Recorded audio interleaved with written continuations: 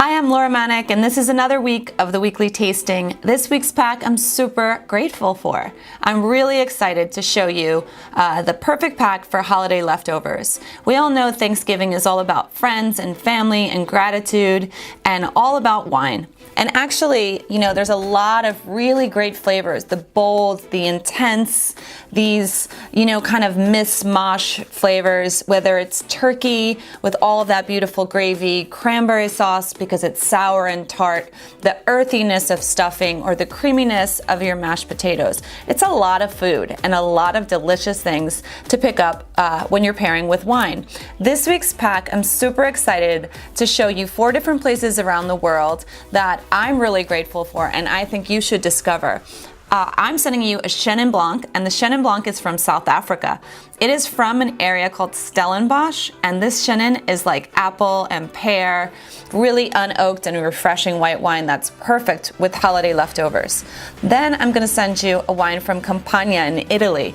If you've not heard of the grape Falanghina, you're going to love it. It's like Sauvignon Blanc with Pinot Grigio essence, but much more intense and flavorful.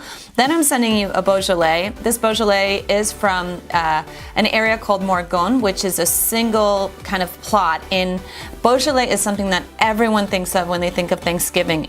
And then finally, we're going to go to Spain and try a Rioja, a Crianza Rioja, which is bold and big and is perfect even if you're in the fireplace or with that turkey sandwich. I can't wait for you to try these wines.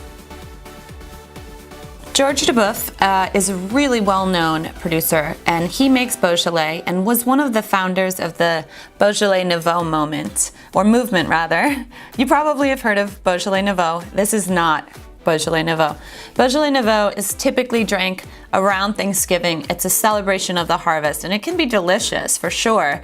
But Beaujolais as a region is located in the south of Burgundy in France, and Beaujolais has 10 crus.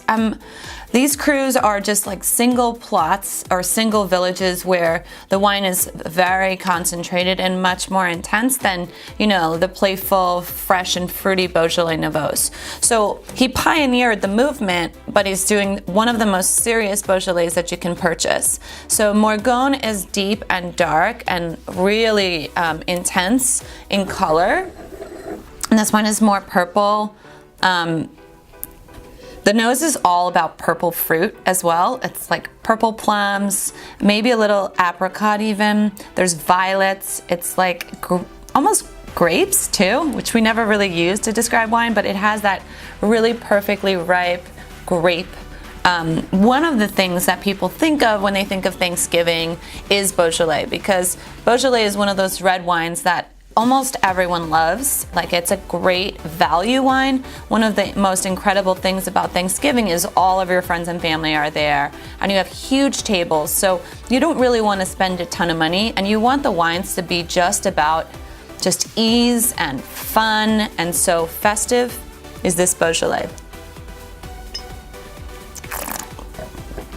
Also, really important when you're choosing red wines for Thanksgiving or holiday leftovers, absolutely want smooth and silky, not a lot of tannin, because the tannin really kind of sometimes can overwhelm all of the delicate and bold flavors of Thanksgiving. This wine is soft and medium-bodied and really perfect. Simon Sig is a producer in Stellenbosch in South Africa, and this is a Chenin Blanc. Have you ever heard of Chenin Blanc? It's my obsession. Chenin Blanc is a grape that grows in a lot of places. Here in South Africa, it's also called Steen, but it is really popular in a region called Vouvray in Loire Valley, and also in an area called Sommelier. Chenin Blanc is typically very similar to Riesling in that it can be dry, but it can also have a little bit of residual sugar, that little teeny taste of sweetness at the tip of your tongue. But the really cool thing about Chenin Blanc is it's unique and it's really interesting and has like all these exotic flavors. So let's take a smell. You might notice that there's a teeny little bit of bubbles in this wine. That's not a sparkling wine, but it's like residual carbon dioxide left over from fermentation. So all good there. It's a screw top, which makes it easy for opening with that holiday leftover sandwich. The nose is fresh, just like tons of fresh apples, pears, maybe a little bit of quince.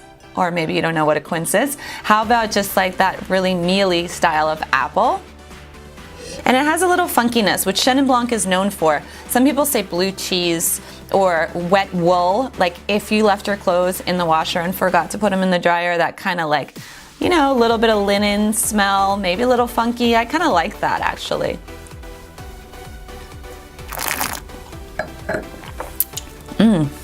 I mean, the best part about this wine is the mouthfeel, It's sour and tart, but don't be fooled because it has that little bit of honey quality that just balances all the refreshing citrus, and it just makes it perfect. I think if you're gonna have one wine with a turkey sandwich, this is gonna make that turkey sandwich taste less dry. Maybe you make your turkey perfect, I don't. So this wine is Campanelle. It is a wine from a region called Campania, and Campania is in the south of Italy, not far from Naples. Campania was really heavily influenced by the Greek wines and the Greeks, and it has a lot of these esoteric or kind of interesting white grapes, one of which is called Falangina. So if you want to pronounce it, it's Falangina. And Falangina is a white grape that grows nowhere else in the world except the region of Campania. Think about Mount Vesuvius, and there's like this active volcano, and you have all of this like really dark, intense soil. And the worse the soil is, the better the wine, because the vine has to struggle to survive and it becomes really intense and concentrated. So that's one of the reasons I picked this. I wanted a white wine for the holiday leftovers that was intense but didn't have oak and it wasn't creamy, so that you get that rich mouthfeel that you can pair with stuffing and with mashed potatoes, but you don't have this like heavy oak flavor, which can sometimes, with, you know, all of these bold flavors in a Thanksgiving dinner, can sometimes overwhelm. Okay, so we take a smell, and it has like a grilled pineapple nose, like a real strong pineapple core, perfectly ripe pineapple, even like dried mango. It has a fruit, yes, but when you really smell it, you get this like whiff of minerality. And I know that sounds weird, but what I mean is non-fruit. So it's like, imagine like a stone or just like volcanic, like dusty ash. That's what the wine smells like. On the palate though, let's take a sip. Oh man, it's really good. The first thing I think of is salt. Like, not that there's salt in the wine, but it has this salinity like you would imagine nori in a sushi. It has like a real intense, deep concentrated pineapple and like lots of like river rocks and mineralities and stone. It has a little teeny bit of floral, almost like sunflower, and it really is refreshing, but you feel a density on the palate, like a creaminess on the finish that's not coming from oak, but just because this region is so incredibly warm. And it's perfect. I'm talking like really perfect with that, like everything goes sandwich after, watch football, drink some Falangina. So I really love Rioja, and this is a classic example of a Rioja.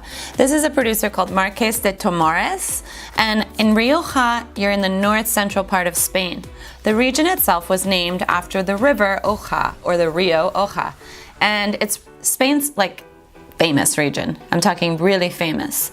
The cool thing about Spanish wine is they have these aging requirements. One of the aging requirements is called crianza, and crianza is, relatively speaking, a younger style of Rioja. They also have Reserva and Gran Reserva. So what we're looking for the holiday Thanksgiving leftover pack is we're looking for fun, approachable, fresh red wines. So you really don't want to drink Rioja if it's Reserva or Gran Reserva. That's better with like rack of lamb and creating new memories. But for festive, fun, fresh, delicious, Crianza Rioja. So Rioja is like medium, medium, medium, which is really important in trying to please a lot of people. So you don't want full-bodied wines or light-bodied wines. So you don't want high acid reds or low acid reds or high tannin or low tannin. You really want to kind of play that, you know, in the middle, and this is what it is. So you have a lot of red plums and red cherries. You have a perfectly ripe and slightly underripe But the most important thing is these fresh herbs. This is like sage and dill. It's basically smells like Thanksgiving, and the stuffing itself. Probably a little bit fuller in body than the Beaujolais, but along the same vein, and has just a little bit more intensity on the finish. But the smooth kind of silkiness of this wine really lends itself for the perfect holiday leftover. I'm really hungry and kind of need a sandwich. This has been a crazy year for all of us. I'm sure you feel the same way, but it's time to take a moment and just be grateful and thankful. And nothing says holiday leftover and great wine pairings more. If you're looking for the perfect wine for the turkey, try the Chenin Blanc. If you're kind of wanting a white wine that will go with everything, the Falangina is for you. The Rioja is perfect with stuffing, and the Beaujolais, again, is the perfect red wine for the complete package. Thank you so much, and I look forward to hearing all of your comments on our social media feeds about your favorite wines and your Thanksgiving holiday leftovers.